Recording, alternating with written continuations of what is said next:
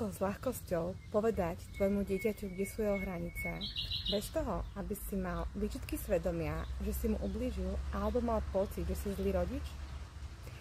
Vedel si, že to najdôležitejšie vo vzťahu s tvojim dieťaťom je pokojný dospelý, ktorý pozná svoje hranice? Špeciálne pre tých, ktorí majú pocit, že im dieťa niekedy skáče po hlave a myslia si, že som ako rodič zlyhal, alebo mu dovolil veci, ktoré som mu dovoliť nechcel. Niektoré deti nie sú dobre v poslúchaní, ale sú skvelé v napodobňovaní.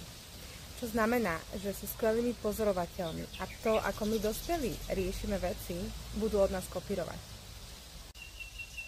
A čo chceš ty, aby kopírovalo tvoje dieťa od teba? Pohodového rodiča, ktorý pozná svoje hranice? Alebo uponáhľaného rodiča v strese, ktorý nič nestíha? Je to o nájdení správnej rovnováhy medzi tebou a dieťaťom, tak, aby ste v tom obaja cítili dobre. A zároveň o rešpektujúcej a efektívnej komunikácii, kde obaja sa neboja povedať to, čo cítia, čo potrebujú, ale aj to, čo necítia a nechcú urobiť. Som Petra Šebová a pomáham ľuďom odhaliť príčinu nepríjemných pocitov, spracovať emóciu, ktorú pritom majú a zároveň vyriešiť problém, s ktorým za mnou prídu, kde na prvom mieste je úprimná a rešpektujúca komunikácia. Podelím sa s tebou o 3 tajomstvá, ktoré keď začneš aplikovať, budeš vedieť povedať čokoľvek, čo cítiš, bez toho, aby si mal z toho nepríjemný pocit. Poprvé, ako mu to povedať, aby ho to nebolelo? Napríklad vidíš v izbe neporiadok a dôležité je popísať danú situáciu alebo činnosť, nie hodnotiť osobu a následne preniesť na ňu zodpovednosť, napríklad výberom.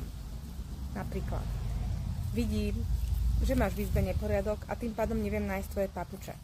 Čo s tým spravíme? Upraceš si ho sám alebo ti s tým pomôžem? Po druhé, ako prestať pri tom vybuchovať? Hnev alebo výbuch je pocit, ktorý nastáva po myšlienke.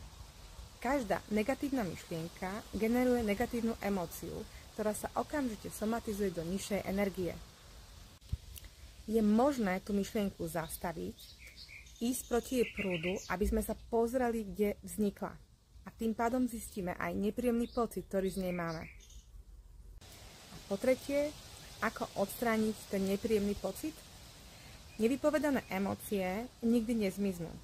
Jedine, keď si uvedomujeme svoje emócie, môžeme urobiť ďalší krok a to je odstrániť ich.